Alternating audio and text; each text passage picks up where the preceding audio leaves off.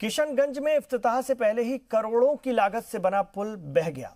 Dighal bank block में पत्थर घट्टी पंचायत में 1,41,00,000 खर्च करके पुल बनवाया गया था और पुल का एक हिस्सा पानी में बह गया, जिसके बाद बिहार की सियासत में घमासान मच गया।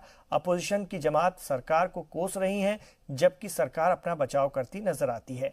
ऐसे में वैसे बिहार में लगातार पुल बहने की खबरों से कई सवाल भी पैदा हो रहे हैं। क्या सेतु टूटना सरकार के लिए मुसीबत बन गया है?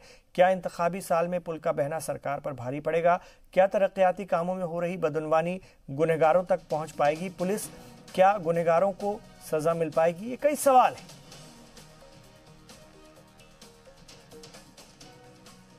तो बिहार में इफ्तिताह से पहले ही बह जाते हैं पुल और इसको लेकर के जांच की जरूरत है। आप देख सकते हैं बिहार में जो है डबल इंजन की सरकार बताई जाती है, मगर डबल इंजन का जो है काम देख सकते हैं आप। जो उद्घाटन से पहले ही पुल ध्वस्त हो चुकी है। 1,42,00,000 की लागत से जो है पुल बनी और पूरा जो है सिस्टम भ्रष्टाचार हो चुका है। सिस्टम पूरा खराब कर चुका है। जनता का पैसा लूट के जो है सरकार अपने मौज बना रही है, मगर जो है सरकार जनता को कुछ फ़ायदा नहीं मिल रही है। एरिया देखते हैं ना, लगभग 2 किलोमीटर के फासले पर एक कच्ची सड़क है जो पिछले कई दिनों से कटा हुआ, जिसको बांधने के लिए हम लोग डीएम एसडीएम हर एक लेवल पर रिक्वेस्ट कर रहे थे, लेकिन उसका मतलब बांधा नहीं गया और कंकरी नदी की धार इधर से खुल गई, जिसकी वजह से ये भेंट चढ़ गया। ठीक है ना। और पूरा जो है सिस्टम भ्रष्टाचार हो चुका है। सिस्टम पूरा खराब कर चुका है। जनता का पैसा लूट के जो है सरकार अपने मौज बना रही है, मगर जो है सरकार जनता को कुछ फायदा नहीं मिल रही है। तरीके से बनाया गया इसको, उस गांव के लोग उस पार, इस गांव के लोग इस पार, कितना परेशानी झेलना पड़ता है।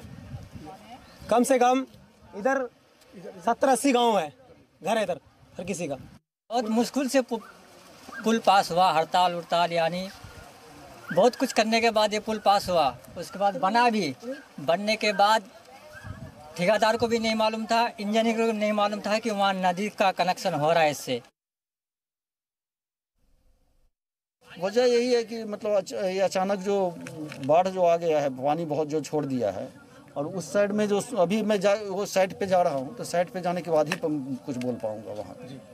तो सर जांच में आए आप? हाँ, अभी जांच पे आए हैं, तो अभी जब जरा जाके देखेंगे तभी आपको हम बता पाएंगे क्या करेंगे।